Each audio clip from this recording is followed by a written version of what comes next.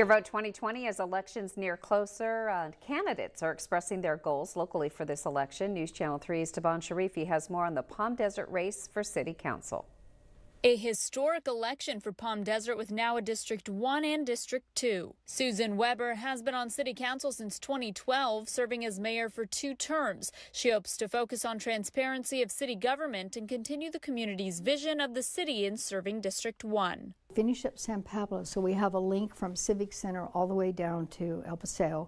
We're kind of defining the corner of 111 and San Pablo as actually being our downtown. And making El Paseo more walkable, with much of the city's taxes coming from hotels and sales. So we want to make it very welcoming and inviting so people come to visit and stay with us. Karina Quintanilla is an educator and has been a resident of Palm Desert for 18 years. If elected, she would be the first Latina on council. Being involved at a local level has so much more of a direct impact on our everyday lives. Agreeing with breaking up the city into districts. So the people that are in that area can have representation. So the neighbors can say, this is what I'm comfortable with, this is not what I want. Both District 1 candidates agree on bringing more affordable housing to the city. Whether it's making sure that older Americans can live with independence and dignity as much as possible, or whether it's our forthcoming students and faculty, they need affordable places to live. District 1 has 1 seat to fill. District 2 has 4 candidates and 2 seats to fill.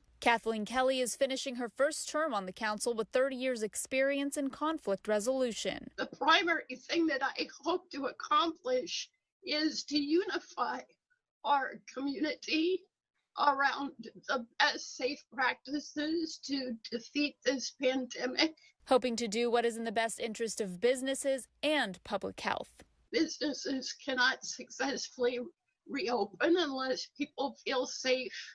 Gina Nistandy is the current rotating mayor running for re-election. She said she had to step up quickly into a leadership role during the pandemic. The city started right away with a $2 million economic program to help our small businesses. Hoping to finish the project she has been working on the last 4 years, like Envision San Pablo and bringing affordable housing to the city. We're working hard to make Cal State one day be a standalone campus, and the key is to grow the student body, and I believe the key to get there is to expand degree programs. Stephen Moyer, endorsed by Congressman Dr. Raul Ruiz, practiced law for 40 years, now a law professor in Indio, calling for more responsiveness from City Council, especially when tackling COVID-19 and the economy. You can't have the businesses reopening and staying open if residents aren't healthy and doing what they're supposed to do to stay healthy, like wearing masks. Moyer also wanting to extend the ban on short-term rentals. Renting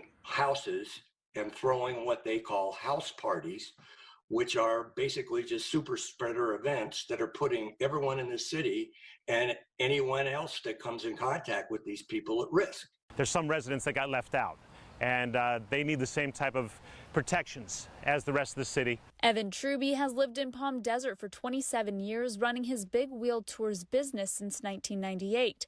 Also looking to tackle the short-term rentals and hopeful to help make these small but impactful decisions if elected to council. Like street sweeping schedules, or you're talking about dog parks, or things that don't necessarily make the radar of the news.